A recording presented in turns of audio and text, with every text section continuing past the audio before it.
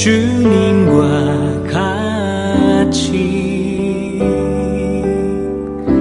내 마음 만지는 분은 없네. 오랜 세월 찾아 난 알았네. 내겐 주밖에 없네. 주님과 같이 내 마음 만지는 분은 없네. 오랜 세월 찾아 난 알았네. 내겐 주밖에 없네.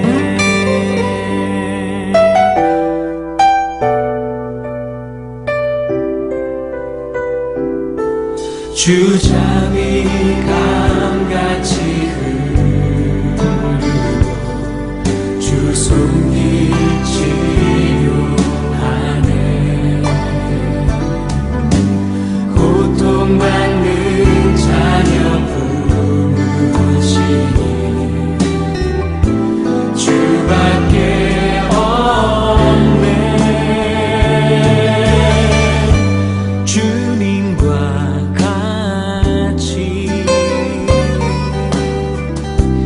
내 마음 만지는 분은 없네. 오랜 세월 찾아 난 알았네. 내겐 주밖에 없네.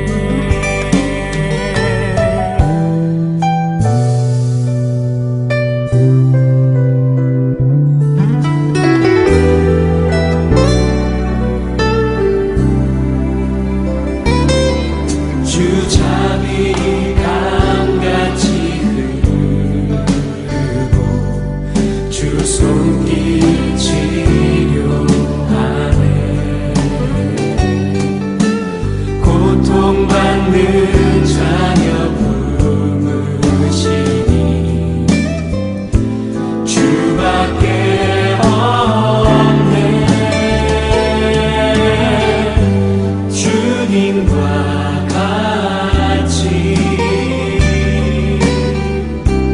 내 마음 만지는 분은 없네.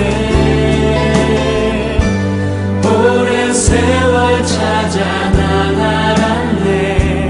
내겐 주밖에 없네. 오랜 세월 찾아 난 알았네.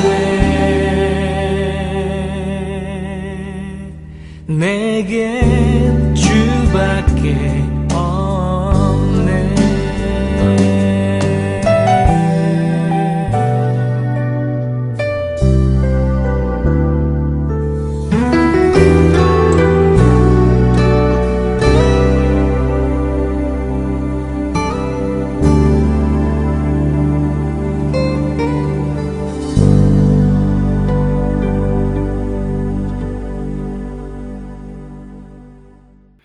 오늘 우리에게 주신 하나님의 말씀은 로마서 13장 11절에서 14절까지의 말씀입니다. 다 같이 화면을 보시면서 함께 읽겠습니다. 여러분은 지금이 어느 때인지 압니다. 잠에서 깨어나야 할 때가 벌써 되었습니다. 지금 우리의 구원이 우리가 처음 믿을 때보다 더 가까워졌습니다. 밤이 깊고 낮이 가까웠습니다. 그러므로 우리는 어둠의 행실을 벗어버리고 빛의 갑옷을 입읍시다. 낮에 행동하듯이 단정하게 행합시다. 호사한 연애와 술취함, 음행과 방탕, 싸움과 시기에 빠지지 맙시다. 주 예수 그리스도로 옷을 입으십시오. 정욕을 채우려고 육신의 일을 꾀하지 마십시오. 아멘. 하나님께서 이 말씀을 통하여 우리에게 은혜 주시기를 원합니다. 하나님의 크신 사랑과 은총이 여러분의 삶에 함께 하시기를 빕니다. 오늘은 가시옷을 벗고 그리스도로 옷 입기라는 제목으로 함께 하나님의 말씀을 나누겠습니다. 호메로스의 오디세이아에 보면 이런 이야기가 있습니다. 오디세우스가 10년간의 트로이 전쟁을 마치고 고향 이타카로 돌아가는 길에 폭풍에 밀려 낯선 섬에 도착하게 되었습니다. 그곳에 사는 사람들은 로토파고이, 곧 연꽃 열매를 먹는 사람들이었습니다. 이 섬의 원주민들은 오디세우스 일행에게 로토스라는 달콤한 꽃과 열매를 대접했습니다. 그런데 이 열매를 먹은 선원들에게 이상한 일이 벌어졌습니다. 그것은 고향으로 돌아가야 한다는 사실을 까맣게 잊어버리게 된 것입니다. 오디세우스의 부하들은 과거의 기억도, 사랑하는 가족도, 자신의 본래 목적도 모두 잊은 채 그저 그 섬에 주저앉아 평생 그 달콤한 열매를 먹으며 살겠다고 고집을 부렸습니다. 결국 오디세우스는 억지로 그들을 끌고 와서 배의 돛대에 묶은 채 섬을 탈출할 수밖에 없었습니다. 이 이야기가 무서운 것은 그 열매가 사람을 해치지 않았다는 데 있습니다. 심지어 아프게 하지도 않았습니다. 다만 과거를 잊어버리게 했습니다. 돌아가야 할 곳이 있다는 사실을 아주 부드럽게 잊어버리게 했습니다. 사랑하는 성도 여러분, 우리는 떠나온 사람들입니다. 이 땅 미국에 처음 발을 디뎠던 날을 생각해 보십시오. 공항에 내려 낯선 공기를 마시며 여러분은 어떤 기도를 드렸습니까? 하나님, 저를 붙들어 주십시오. 제가 여기서 하나님을 잊지 않고 살게 해 주십시오. 그런데 10년, 20년, 30년, 40년이 지났습니다. 그 사이 우리는 누구보다 열심히 살았습니다. 그런데 어느 날 문득 이런 생각이 들지 않습니까? 내가 무엇을 잃어버린 것은 아닐까? 그렇게 붙들었던 처음의 그 간절함은 다 어디로 갔을까? 이런 우리에게 사도 바울은 말씀합니다. 여러분은 지금이 어느 때인지 압니까? 잠에서 깨어나야 할 때가 벌써 되었습니다. 제가 11절 말씀을 읽겠습니다. 잠에서 깨어나야 할 때가 벌써 되었습니다. 지금은 우리의 구원이 우리가 처음 믿을 때보다 더 가까워졌습니다. 여기서 말하는 잠은 피곤한 육신을 쉬게 하는 그런 잠이 아닙니다.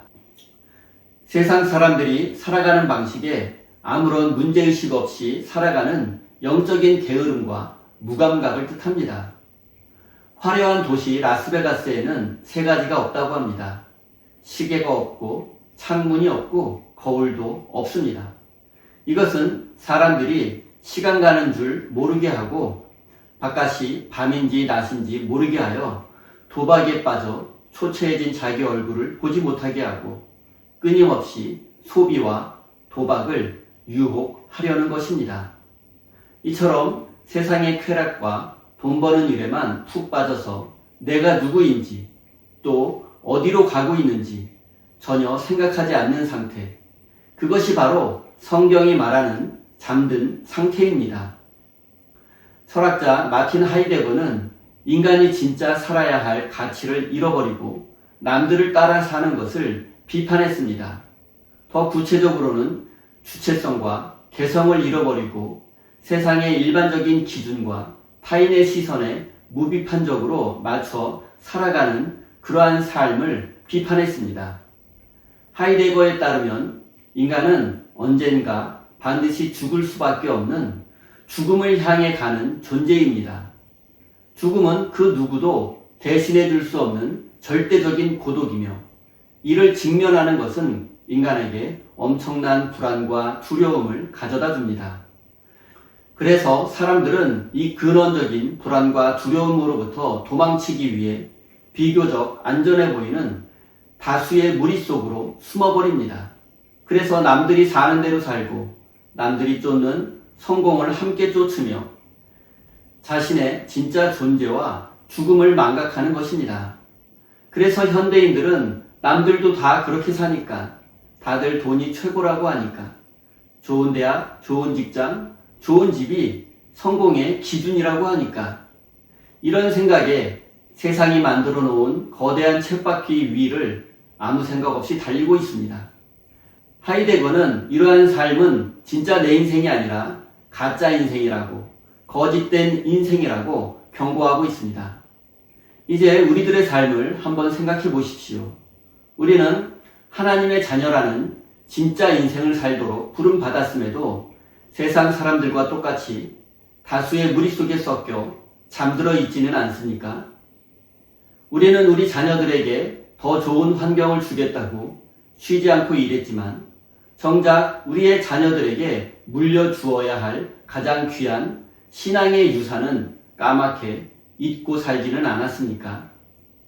겉보기에는 바쁘게 일하고 열심히 살고 있지만 우리의 영혼은 하나님과 단절된 채 영적인 잠을 자고 있는지도 모릅니다. 그런데 영혼이 잠들면 위기가 닥쳐와도 깨닫지 못하고 하나님의 세미한 음성도 들을 수 없어 결국 인생의 방향을 잃어버릴 수밖에 없습니다. 사랑하는 성도 여러분, 여러분은 지금 어떤 모습으로 살아가고 있습니까? 세상이 만들어 놓은 성공이라는 쳇바퀴를 아무 생각 없이 도느라 깊은 잠에 빠져 있지는 않습니까? 나는 지금 깨어 있는가? 나의 시선은 하나님 나라를 향하고 있는가? 우리는 스스로에게 질문해 보아야 합니다. 사랑하는 성도 여러분, 더 늦기 전에 영적인 무감각과 나태함에서 깨어나십시오. 그래서 세상이 주는 거짓된 위로가 아니라 하나님이 주시는 참된 생명을 누리는 복된 인생이 되시기 바랍니다. 12절, 13절입니다. 어둠을 벗어버리고 빛의 갑옷을 입으십시오. 낮에 행동하듯이 단정하게 행동합시다. 호사한 연애와 술 취한 음행과 방탕, 싸움과 시기에 빠지지 맙시다.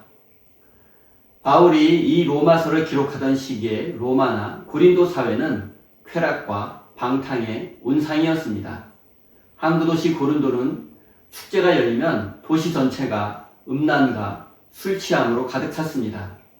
그리고 2000년이 지난 지금 이 세상도 마찬가지입니다.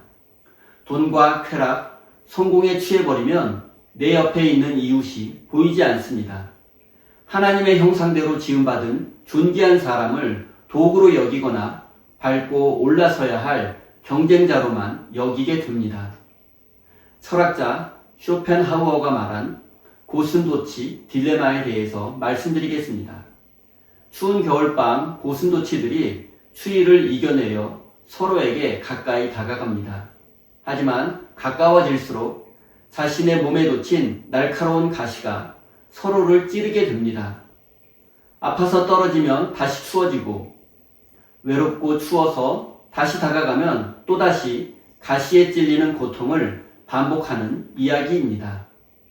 저는 낯설고 외로운 이민사회를 살아가는 우리의 모습이 이 고슴도치 이야기와 너무 닮았다는 생각이 들었습니다. 언어의 장벽, 그리고 인종과 문화의 장벽에 부딪혀서 밖에서 받은 스트레스와 서러움으로 인해서 우리는 자신도 모르게 가시돋친 말과 행동을 합니다. 그리고 상처받지 않으려고 또 무시당하지 않으려고 뾰족하게 세운 그 가시가 엉뚱하게도 가장 안전하고 따뜻해야 할 가정과 교회 안에서 사랑하는 가족과 교우들을 찌르는 가시가 되고 맙니다. 결국 이 뾰족한 가시는 내 영혼을 고립시키고 하나님의 은혜가 흘러 들어오는 통로를 막아버리고 맙니다. 사랑하는 성도 여러분, 여러분의 내면을 병들게 하는 어둠의 옷은 무엇입니까? 뾰족한 가시는 무엇입니까? 이제 그 모든 것들을 하나님 앞에 내려놓고 단정하고 거룩한 삶으로 한 걸음 더 하나님 앞에 나아가시기 바랍니다. 14절입니다. 주 예수 그리스도로 옷을 입으십시오. 초대교회 성도들은 세례를 받을 때 입고 있던 옛 옷을 벗고 물속으로 깊이 들어갔다가 나온 후에 하얀 새 옷으로 갈아입었습니다.